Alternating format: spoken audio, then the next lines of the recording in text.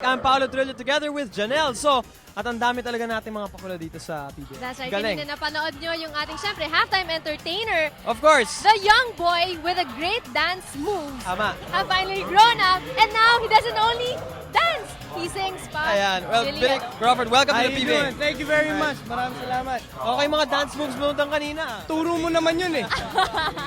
Okay, Mamaya. let's talk about your album. This is your first album. It's entitled, it's self-titled. Self-titled Billy Crawford, and that was my song, Never My Love. It's actually my third single. So, bili na kayo, maganda to. Siya gumawa. Ay, Trying hard. Hindi. Tingnan natin. Pag-usapan natin tong album mo. Ano yung mga songs here and yung mga remakes mo? actually, that song was Never My Love. It's a remake now. Pero I have a bunch of songs that I wrote, Urgently in Love, Come Into My Life, Mary Lopez. It's for ages 8 to 80. Pwede kayong bumili. I know Never My Love is a slow, so it used to be a slow song, tapos now yeah. you made it medyo upbeat para you can dance to it. Are all the Syempre. songs here medyo danceable? There's a lot of danceable songs, diba? Para mag-enjoy kayo pag naano kayo. Pero there's a lot of slow songs for the ladies naman. For the sweet Red Bull ladies eh. Billy, yung mga fans mo dyan, naaalala ka pa when you were still a small kid.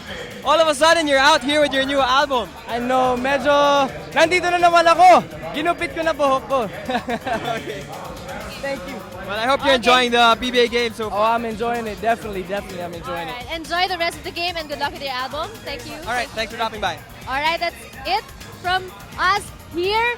We leave you with this promotion from Big Mama's House. At syempre, pagkatapos yan, sasaluhin na kayo ng panel for Adidas Halftime Report.